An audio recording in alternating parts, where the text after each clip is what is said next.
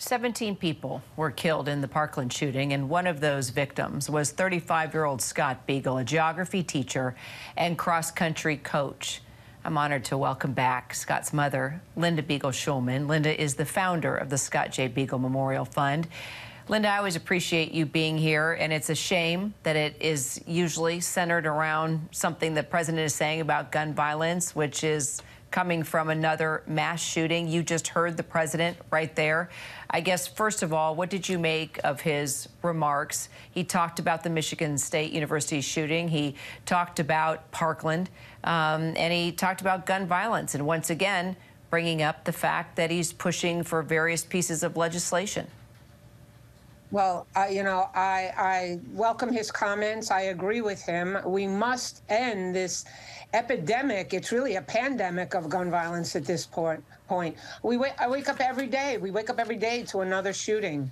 I mean, the truth of the matter is all gun violence is senseless, but not all gun violence is preventable. But we need gun safety legislation for the preventable gun violence. I mean, statistics. I was listening all morning. I was listening to the shooting. I was listening to the commentators on all the different channels.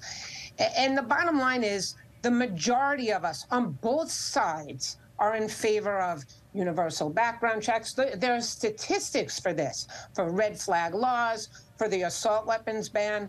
As I sit here and you let me speak, I am begging our Republican elected officials to look in the mirror, to take a really, really good look, find their courage, find their moral compass, and stop being afraid. They're literally, to me, they're being afraid of a very loud minority.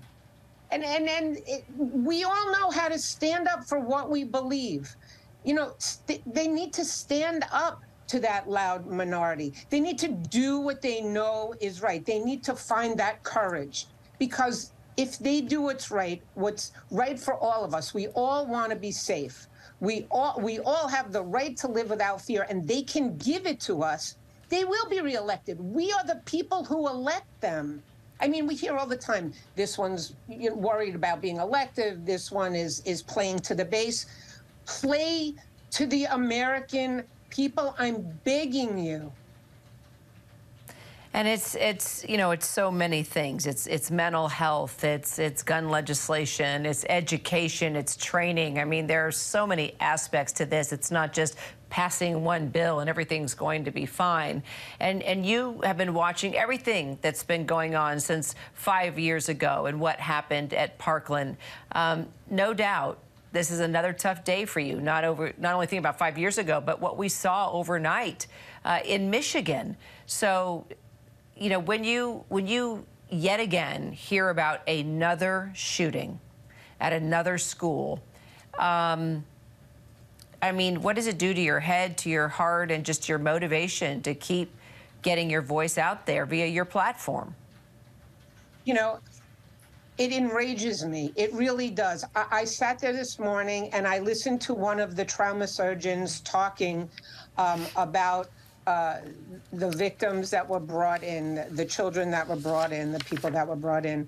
And he was very emotional and he was crying. And at one point he said that the reason for his emotion is because it was real to him. It was real. He had listened in the past to other surgeons talk about it. He had listened to people talking about what was going on in their ER. But he said the words, "For me, today was real." Is that what it's going to take for every state and every legislator to do something, that it becomes real in their state? It's absurd. It's ridiculous. What does it do to me? It makes me so angry, because the bottom line is, I know what these families are going through. I know what it's like to say, it can't be real. This can't be me. It can't be happening. This doesn't happen in my community. And then the next thing they're doing is they're going and they're picking out coffins or they're going to funeral homes that they never thought that they were going to be at, because when they woke up in the morning, it was just another day. It was the day before Valentine's Day.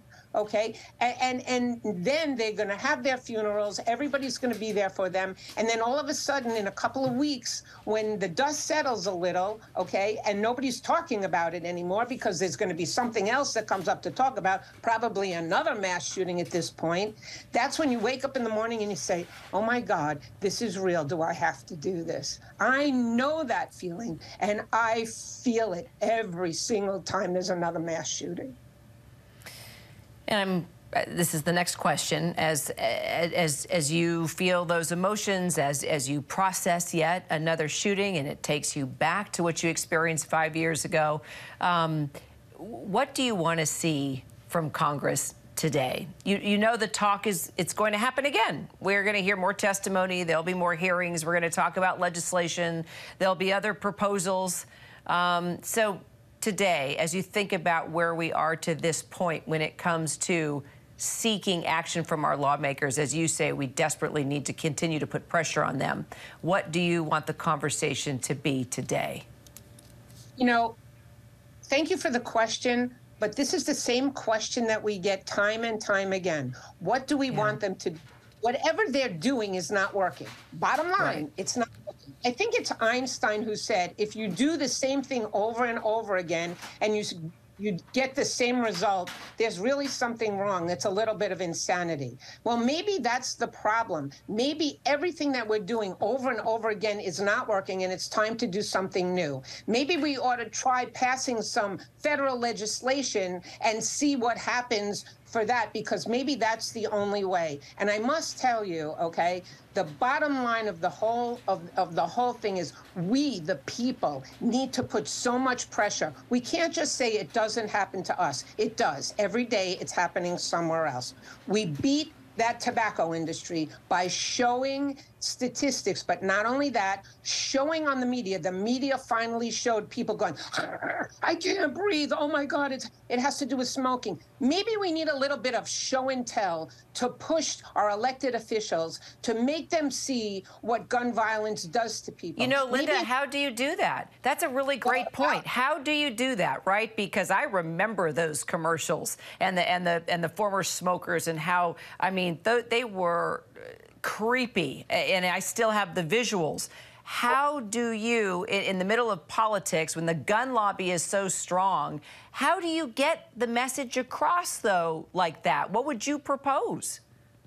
Let me tell you, give me a chance. Give me the chance to show photos. My son, wherever he is, has totally given me permission, guaranteed. I'll show his photos. I'll show those photos of what it looks like when that AR-15 pierces his body with each one of those bullets and takes out every one of the organs one at a time. And we know about this now because we just sat through a trial that totally, to me, made me relive like he was murdered again, where a medical examiner explained each bullet, where it went in, what organ it pierced, which bullet went out the other end of his body, which bullet killed him. I'll show them. Let me show you pictures of what it does. And I guarantee there are other people, if we can get something done, would probably do a little show and tell also. But what happens is, whenever there's something that may be a little bit, you know, graphic, we hear, oh, maybe this is too much for you. Maybe you ought to turn away. But meanwhile, those commercials, even today, not just of the past,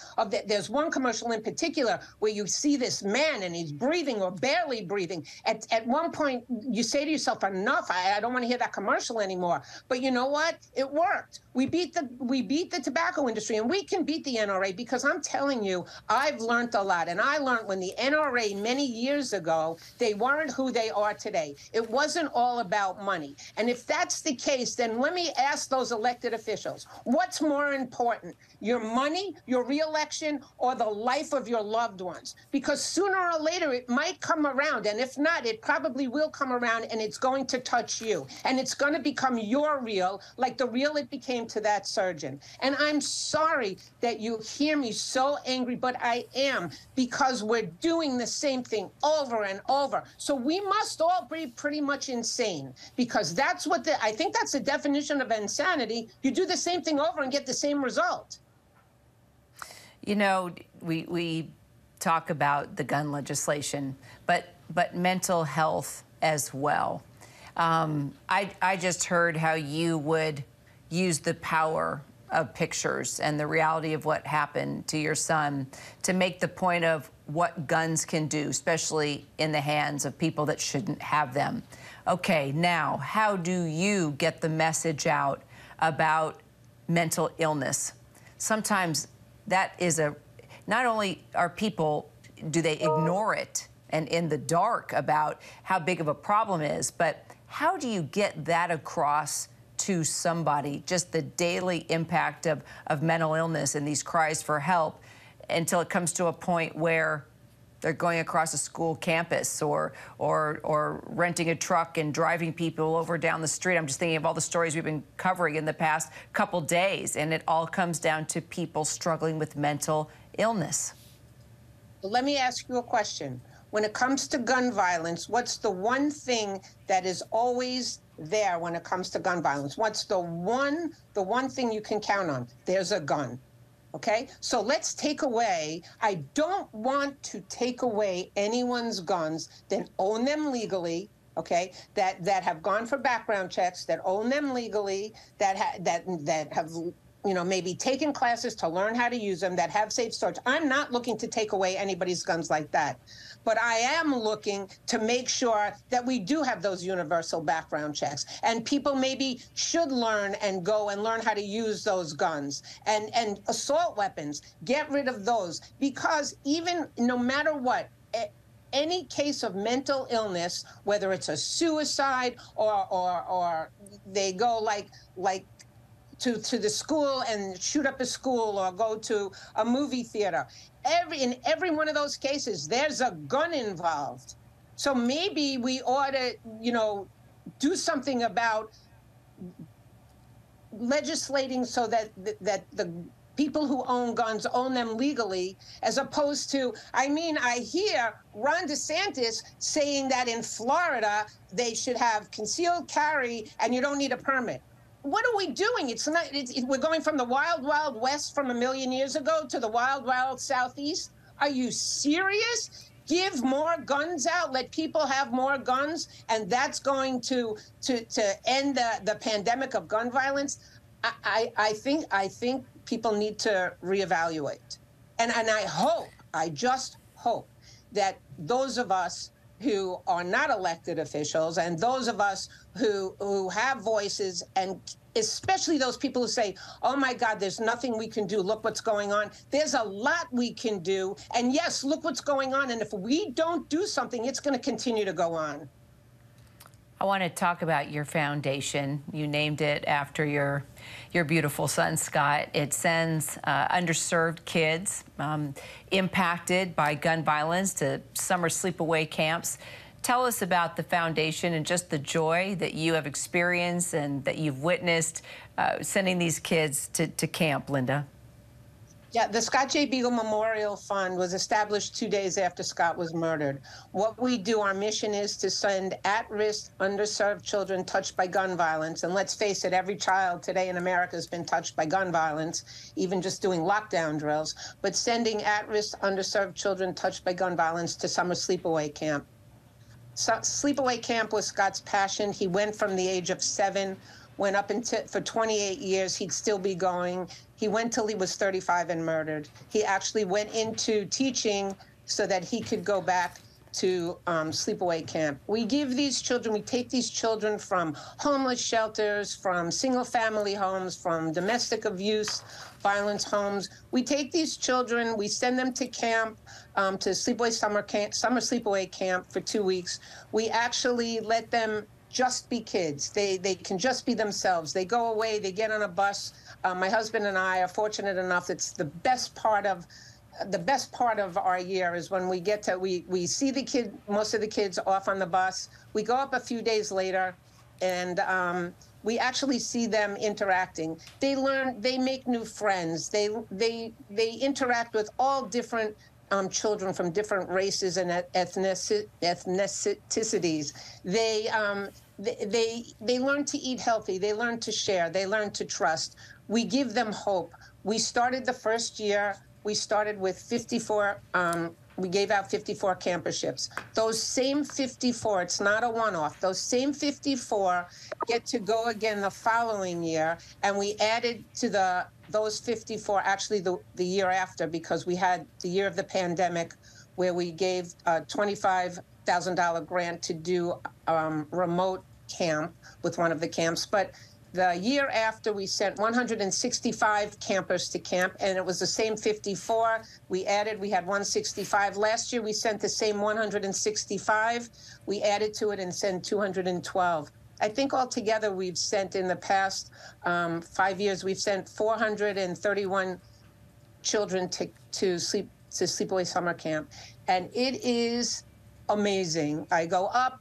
We see the kids at this point. They've been there for 3 years, many of them. And it's Miss Linda, will you send me back next year? And I say, you know what? All you have to do is stay in school, stay out of trouble, and, and we will send you back. It's glorious. We believe in prehabilitating, if there's such a word, instead of rehabilitating.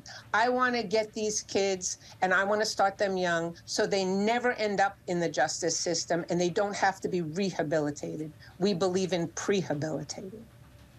And you're doing it, Miss Linda, every single day. And it's a beautiful way just to keep your son alive in spirit, in name. It's a beautiful thing that you're doing. And I just want to give you plenty of opportunity to brag about such a beautiful program, because you are doing so much good. Linda Beagle-Schulman, thank you so much for your time. I really appreciate you. Thank you so much for everything you do and letting us speak and be out there. Always. Hi everyone, George Stephanopoulos here. Thanks for checking out the ABC News YouTube channel. If you'd like to get more videos, show highlights, and watch live event coverage, click on the right over here to subscribe to our channel, and don't forget to download the ABC News app for breaking news alerts. Thanks for watching.